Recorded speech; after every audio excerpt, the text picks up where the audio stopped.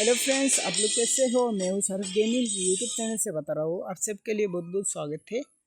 तो आज मैं फ्री फायर CS रैंक फिर से बुया लिया है और हाईएस्ट मैं किल किया है और बहुत हड्डी गेम प्ले हुआ है नेक्स्ट टीम का साथ। और चलिए देखता हूँ कितना कितना किल किया है हमारे टीममेट। ये देखिए, मैं सबसे हाईएस्ट किल किया है, 12 किल किया है, 12 किल किया है मैं। और मेरा टीममेट कितना किल किया है देखता हूँ। ये देखिए 25 स्टार चला गया free fire CS rank.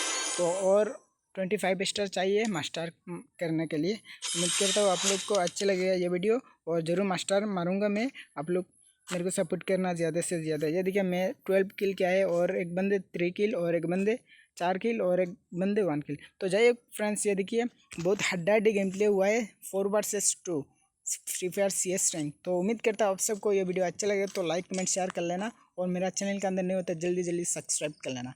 Bye bye, Tata.